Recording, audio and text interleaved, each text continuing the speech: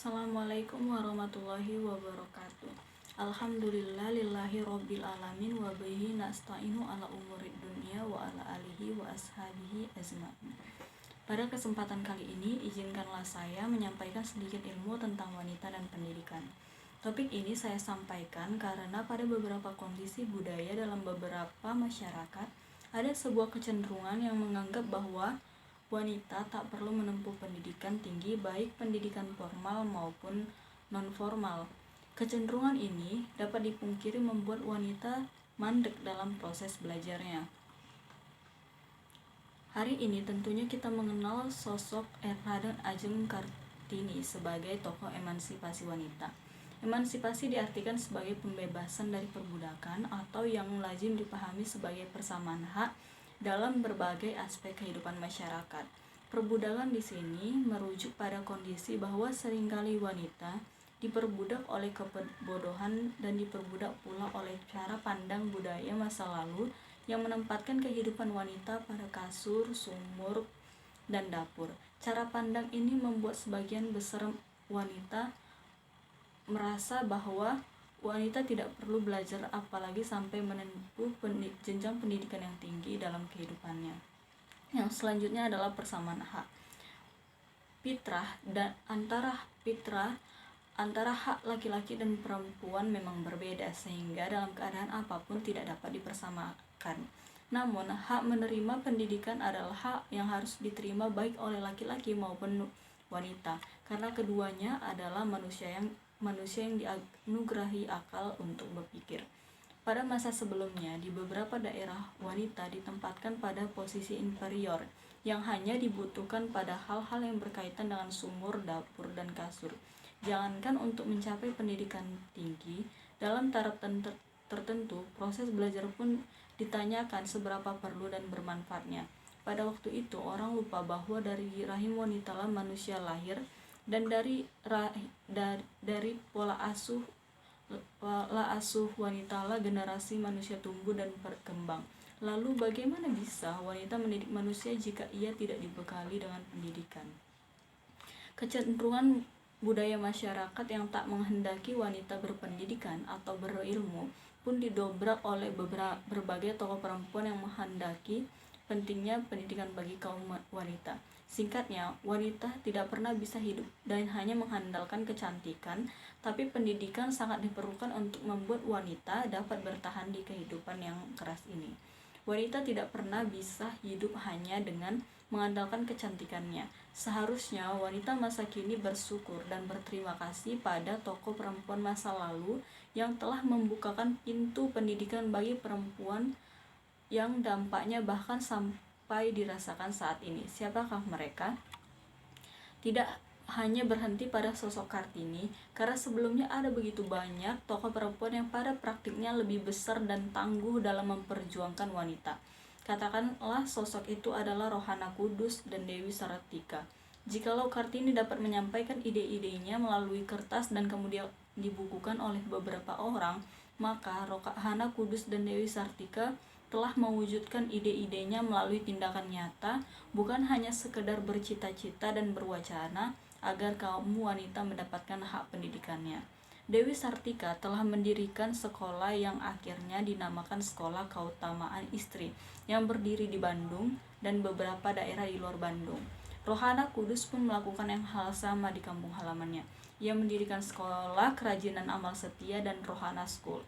Bahkan dikatakan bahwa Rohana Kudus telah menjadi jurnalis sejak di Koto Gadang sampai ia mengungsi ke Medan. Ia tercatat sebagai jurnalis pertama di negeri ini. Banyak dari keberadaan tokoh wanita di Indonesia yang barangkali kehebatannya belum diketahui secara umum. Titel keterbelakangan wanita Indonesia sepertinya dapat dipatahkan jika kita mengetahui berbagai tokoh perempuan yang dalam peranannya melakukan hal hebat dalam kehidupannya. Misalnya saja sebutlah nama Cut Nyadin, Tengku Fakina, Cut Mutia, Percut Baren, Pecut Murah Intan, Malahayati, dan sebagainya. Nama-nama inilah yang merupakan tokoh perempuan hebat pada masanya yang berjuang untuk menghadapi kezaliman penjajah di masa lalu. Selain nama-nama wanita sebelumnya, ada dua nama wanita yang barangkali kehebatannya dapat menginspirasi perempuan masa kini, yaitu keduanya adalah Sultanah Sri Tajul Amal Saifuddin dari Aceh dan Siti Aisyah Wetenriole dari Sulawesi Selatan. Keduanya merupakan tokoh hebat yang darinya kita tahu bahwa perempuan Indonesia di masa lalu merupakan sosok cerdas dan tangguh yang memberikan kontribusi besar kehidupan orang banyak. Dikatakan bahwa Sultanah Saifuddin dikenal sebagai sosok yang sangat pintar dan aktif dalam mengembangkan ilmu pengetahuan. Selain bahasa Aceh dan Melayu, dia menguasai bahasa Arab, Persia, Spanyol, dan Urdu. Di masa pemerintahannya, ilmu dan kesusastraan berkembang pesat. Pada masa itu lahirlah dari karya-karya besar dari Nuruddin Al-Raniri, Hamzah Fansuri, dan juga Abdul Rauf. Ia juga berhasil menarik usaha-usaha Belanda untuk menempatkan diri di Aceh. VOC pun tidak berhasil memonopoli perdagangan timah dan komoditi lainnya. Sultanah memerintah Aceh dalam waktu yang lama. Ia dikenal sangat memajukan pendidikan baik untuk kaum laki-laki maupun wanita. Sedangkan Siti Aisyah Wetenriole sendiri adalah seorang ahli pemerintahan sekaligus kesusasteraan. D.F. Matis, seorang ahli sejarah Sulawesi dari Belanda, mengaku mendapat manfaat besar dari sebuah epos Lagaligo buku yang mencakup 7.000 halaman yang ditulis sendiri oleh Wetenriole pada tahun 1908. Tokoh perempuan ini mendirikan sekolah di Tanete, yaitu tempat pendidikan modern pertama yang dibuka untuk anak-anak pria maupun wanita. Banyak tokoh hebat perempuan yang lahir dari Indonesia, tapi sayangnya sejarah tidak cukup hebat untuk membuka kehebatannya. Sehingga sebenarnya pada sejarahnya pun wanita adalah sosok yang lekat dengan proses pendidikan, karena ia memang tidak bisa hidup dengan hanya mengandalkan fisiknya. Hal ini berlaku pula dengan perempuan masa kini yang harus tangguh dan mandiri dalam kehidupan dengan terus memperkuat diri dengan pendidikan.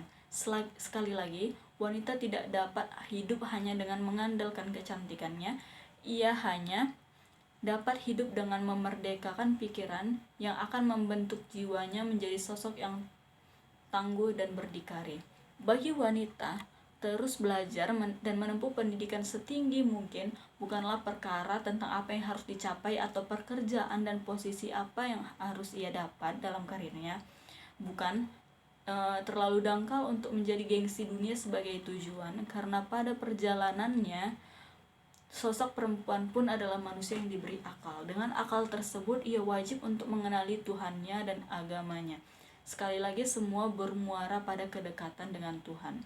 Hadirin yang berbahagia, semoga kita tidak lupa dan abai bahwa dari perempuanlah manusia lahir dan dipelihara kehidupannya, dan dari wanitalah seorang anak belajar untuk pertama kalinya. Jika seorang guru dinilai dari pembelajaran yang ia berikan pada siswa, maka bagi wanita, setiap sikap, tindakan, dan ucapan bagi anak-anaknya adalah rangkaian proses pembelajaran. Cara ibu menata, berbicara, dan bahkan hanya gestur tubuh sekalipun merupakan proses pembelajaran. Hal yang harus diingat adalah bahwa wanita itu mendidik manusia, bukan binatang, yang bisa hanya untuk dilatih, melainkan manusia yang jiwa dan akalnya perlu untuk terus dikembangkan. Dan bagaimanakah membimbing jiwa itu? Jawabannya tersimpan pada sebuah proses pendidikan dalam setiap waktu, baik yang berasal dari pendidikan formal maupun informal.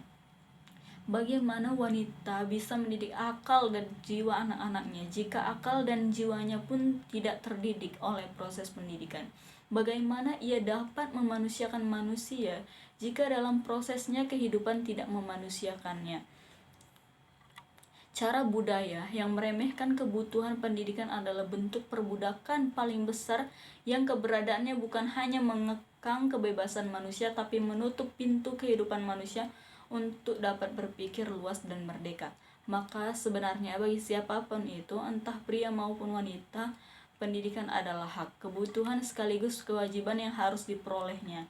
Dengan pendidikan, terus kemerdekaan manusia bisa tercapai. Sampai Barangkali demikianlah yang dapat saya sampaikan, kurang dan lebihnya mohon dimaklumi dan dimaafkan. Wabillahi taufiq wal hidayah. Wassalamualaikum warahmatullahi wabarakatuh.